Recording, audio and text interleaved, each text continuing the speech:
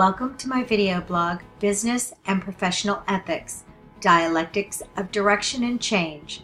I'm Jenny Swansea, a Master's of Communication student at Queen's University of Charlotte. In their book, Communication Ethics Literacy, Dialogue and Difference, Arnett, Fritz, and Bell describe communication ethics in business and professional settings as requiring a commitment to two complementary communicative actions. First, the clarity of direction, and second, the courage to pivot and change direction if and when necessary. To illustrate the author's points, let's take a look at this 2013 clip from the film Jobs.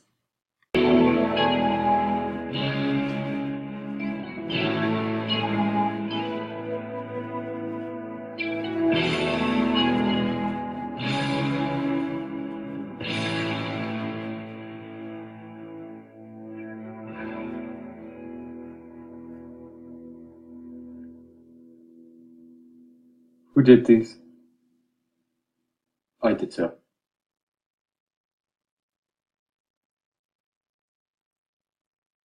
Who are you? Jonathan Ive. I'm Director of Industrial Design. Why are you still here? It's 11 a.m. on a Monday. No. Why are you still here at Apple? This isn't the company I've built. There's no taste, no style, no design. So unless they're shackling you here, why do you stay? Well, sir, I guess I would say there are still those of us that believe in what Apple stood for. What you stood for. What do you think I stood for? I think you believe that the computer or the Walkman or whatever it may be should be a natural extension of the individual. And it's that mission, that devotion to quality and ideals and heart. That's what keeps us here. That we might do it once more.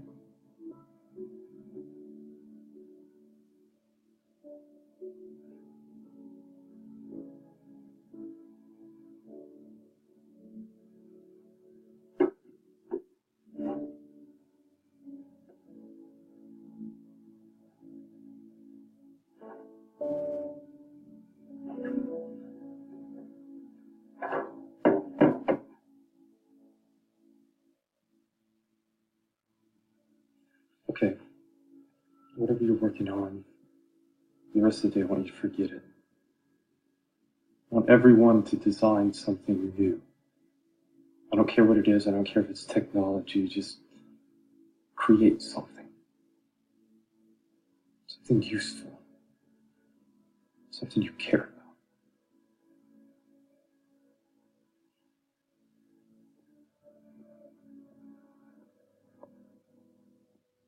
Stephen,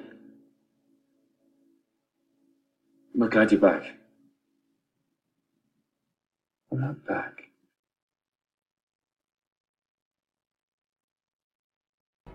Apple is about people who think outside the box, who want to use computers to help them change the world. In 1977, when Apple Computer Company was formed, Jobs said, "Your goal should be making something you believe in and making a company that will last." The clip we just viewed portrayed Jobs in 1997 coming back to the company after 12 years of exile. He voices the same goal of making something you believe in. Apple's direction has been clear since the beginning, making something beautiful that you believe in. This is the foundation that creates a public map. Even though there are constantly changing demands on companies, particularly in the technology sector, Jobs and Apple have maintained the direction of quality, creativity, and aesthetics while responding to changes in public demand. Finding a direction for a company is more than simply discovering a market niche. It is the discovery of a way of interacting that offers shape to the products and the communicative form of an organization. Arnett, Fritz, and Bell. Business and professional communication ethics calls for public articulation of a given direction and the why for change of direction when it is called for.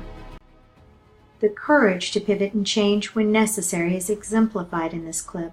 As Jobs is coming back to Apple, he asks Jonathan Ive why he's still there. Because he says, there's no taste, no style, no design. Jonathan eloquently describes the potential of the company as one of devotion, of quality, ideals, and heart, which mirrors how Jobs feels. He says that they hope that they might do it once more. This was the year that Steve Jobs replaced CEO Gil Amelio and renewed the original direction of Apple while making changes that strengthened the company. Apple and Microsoft had been embroiled in patent disputes that were not helping either company. It was announced at the 1997 Macworld Expo that an unprecedented partnership had been formed between Apple and Microsoft, and the patent disputes were dropped, satisfying the need to change to meet public demand. Apple is a Fortune 500 company, but the same principles outlined by Arnett, Fritz, and Bell of clear direction and courage to pivot and change when necessary are illustrated in a case study of a family business. Aronoff describes a century-old family business that had maintained the clear direction of innovation, quality, and support, but faced contention on their board, which was made up of primarily family members. Recognizing that the survival of the business was their responsibility, along with input from the board, they made the tough decision to replace some family members with outside leadership, thereby protecting and promoting the good of survival. There is not good for a company that can stand for all time. It is the ongoing testing of the vitality of direction and change that will define the long-term success of a given enterprise in providing jobs, lives, and families with necessary support through success in the marketplace. The dialogic ethics approach is the best model for knowing when and how it is time to change. The first step is listening without demand to test the current direction. In the movie clip, we saw Jobs wants to know why the team wants to be there, what they see in Apple. The second step is attentiveness. What are the coordinating grounds of self, the other, and the historical moment? Jobs asks Jonathan Ive what he thinks Apple stood for, what he thinks that Jobs stood for. He's looking to see where the position of the other is in alignment to self and the historical moment. The third step is the dialogic negotiation. What communicative ethics answers emerge that suggest communicative action? Jobs sees an alignment of beliefs and challenges the team to design something that they believe in. The fourth step is temporal dialogic ethical competence. What worked and what changes need to be made. Out of the discussion that we witness grew a partnership that created one of the greatest personal technological advances of the 20th century.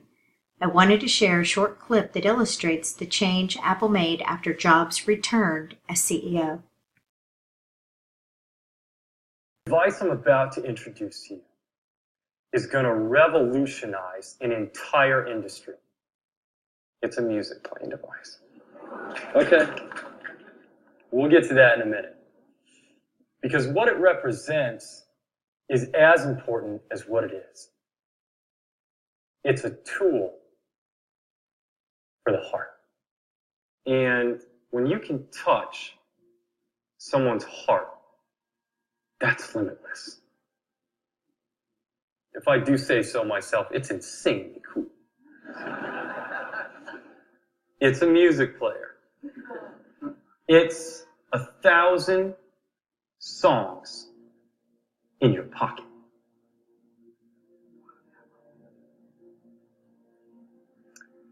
I'd like to introduce you to the iPod.